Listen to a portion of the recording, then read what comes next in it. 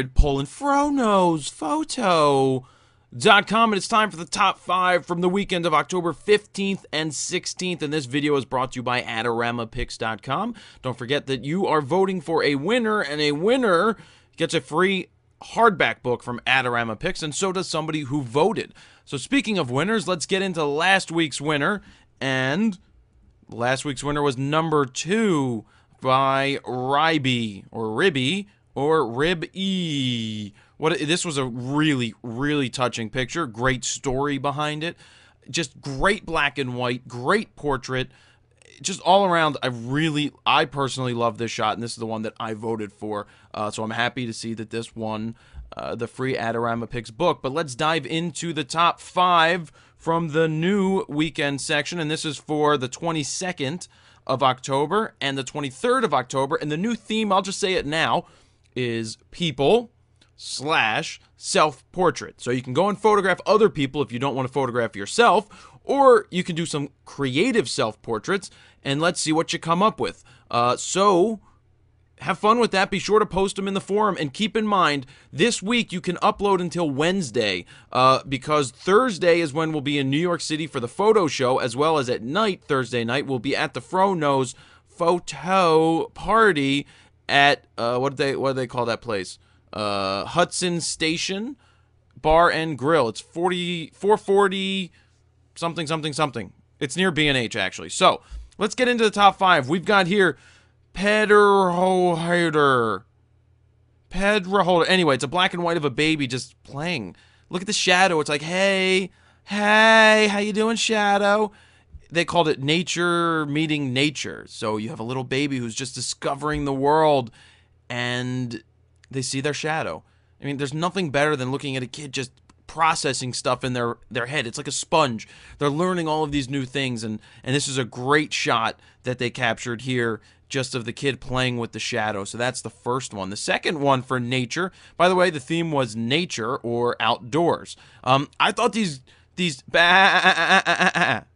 sheep, that was a bad bat. Anyway, these sheep, really sharp. What adds to this photo is this post right here, that there's no green on the other side of it, that the post is right up against the frame, which draws you right into the baz. You've got a baby bat, and you've got an older bat, and look at the weird legs. They look to be pointing the wrong way, unless that's how sheep have feet. And there's a person over here. But I love the thickness of the color. I love the contrast, and I thought it was a really nice shot. Well composed, and it covers the nature aspect. So nice job, Bibico. Now we have Kashgor. I thought this was a cool shot too. It's not HDR. I thought the color fading in from the right-hand side was pretty cool. It just seemed to be a nicely framed image, and there's probably a lot that could have been done to this image if it was a raw edit. There's just a lot that could be done, but I just thought it was a really cool image. Ooh, look, and I see a mistake in number 44. It's not 44. It's number 4. Rob K81 went out and photographed some macro stuff, and it's not the easiest thing to do to photograph these little frogs. Anyway, fantastic sharpness on the eyes. I love how the background's blown out. Love how the petal, the closest, whatever you call this, is sharp. But here we go. It's gone. The frog is nice and lit. So however they lit it, they did a great job. And that definitely covers some nature. And number 5 is Meg Bitten. And here we go. We've got this, just a little kid. Looks like a gnome, but a good gnome.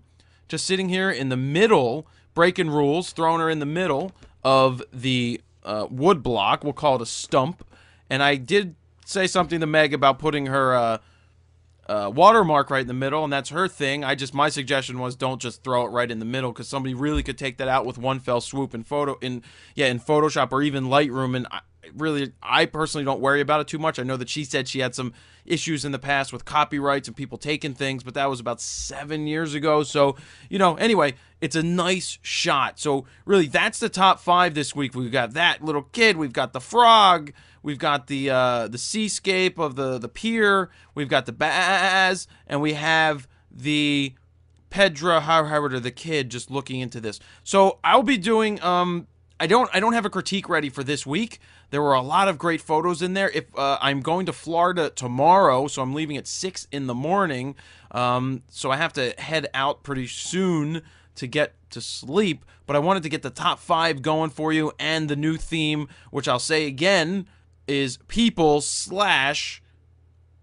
self-portraits. So nice job again this week. Have fun shooting those people self-portraits.